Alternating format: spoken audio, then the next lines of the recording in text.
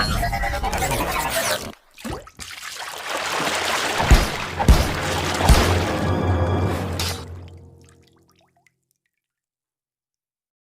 and welcome back to Illustrating Personality in Character Design. My name is Ioana Shopov and this is Chapter 2, Lesson 2.5, Light, Shadow, and Texture. In this lesson, we'll bring our character to life using brushes and layer modes to fill in the shadows, highlights, and play around with some texture.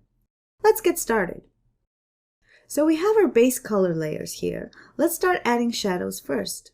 Create a new layer just above the base fill layer, and that will automatically become a clipping mask because it's in between your other masks and the bottom layer.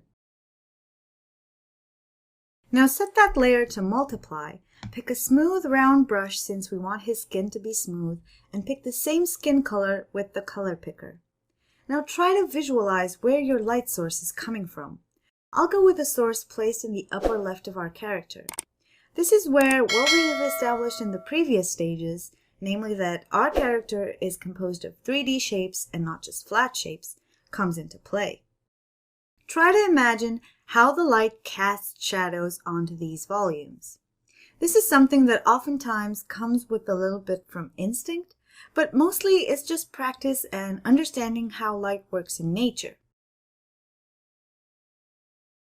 The best way to get better at identifying shadows and highlights is by observation and studies, either of photos or from life. With this brush, you can create really sharp, crisp shadows as well as gradients like I did above his right eye.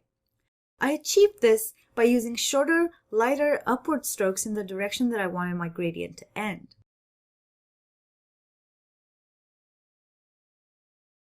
Contrast between sharp and soft shadows is something that oftentimes might be a matter of taste, but I find it brings a little bit of realism into your character's rendering.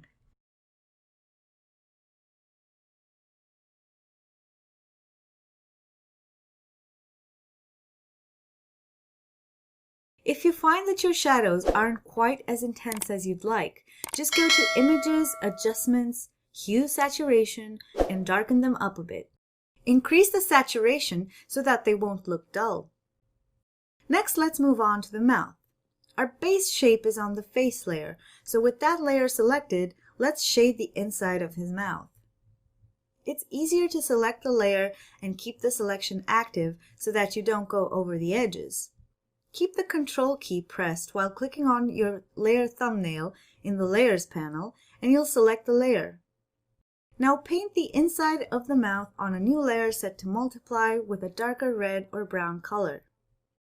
This is the same process that I'll use for each layer, continuing with the shirt. On the shirt, we'll have a shadow coming from the head, and the shadow that the vest projects on the right side, as well as the wrinkles.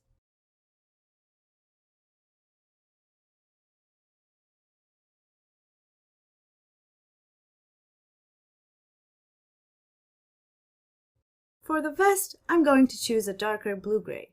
But if I'm not perfectly satisfied with the shade, I'll go into Hue Saturation again and alter it until I think it integrates perfectly into the scheme.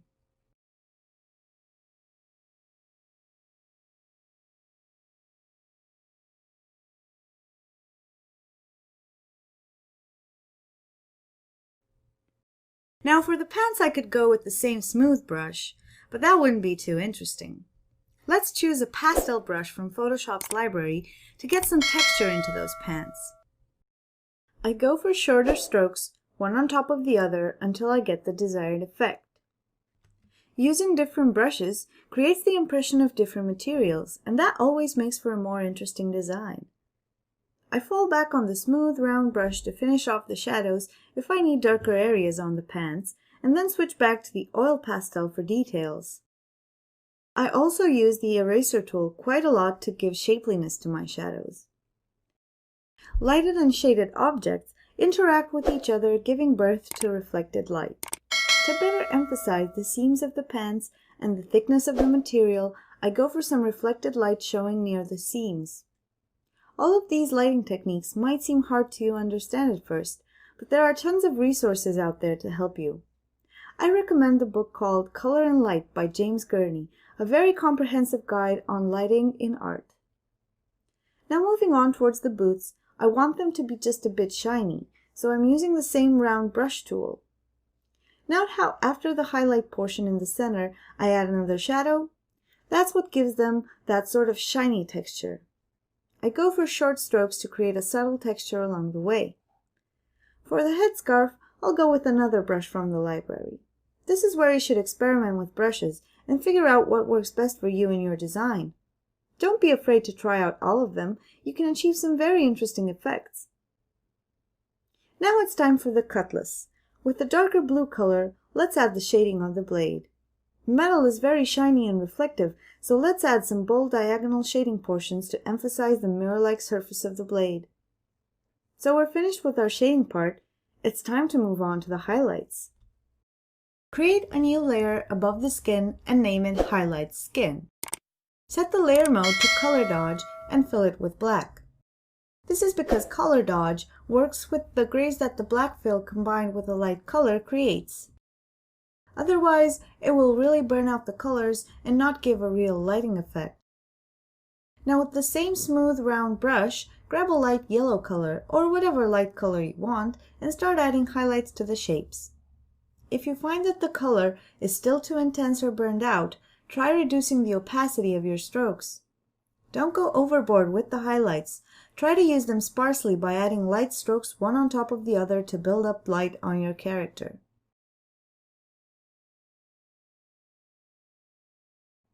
Now repeat this process for each layer just like we did with the shadows, only that instead of setting the new layers to multiply, we set them to Color Dodge and give them a black fill before painting in the highlights with a lighter color.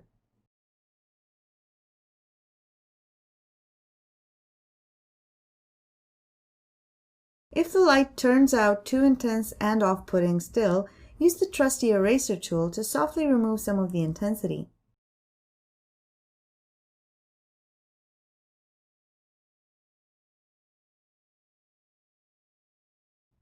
You can try and experiment different colors for the lighting on different materials, but in this exercise, we'll just use the same light yellow color all around.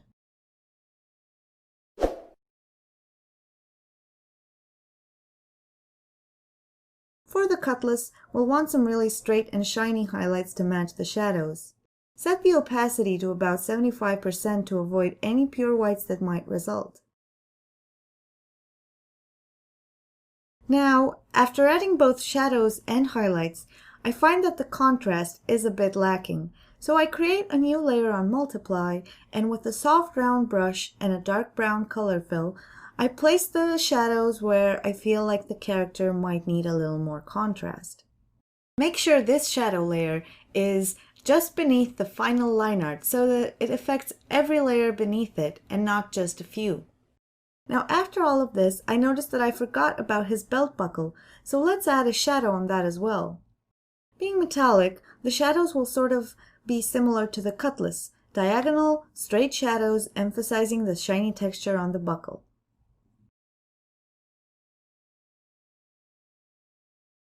This stage is oftentimes the most challenging. There is a lot to master here, from the placement of the shadows and lights, to material interactions, textures, and so on. But this is also the most rewarding stage. Take a look at our little pirate. Doesn't he just look ready for some swashbuckling adventures? In the next chapter, we'll take on a more complex character design in the form of our little mate's captain. The steps we'll undergo will be mostly the same, however, we will go into a little more detail in each stage's development.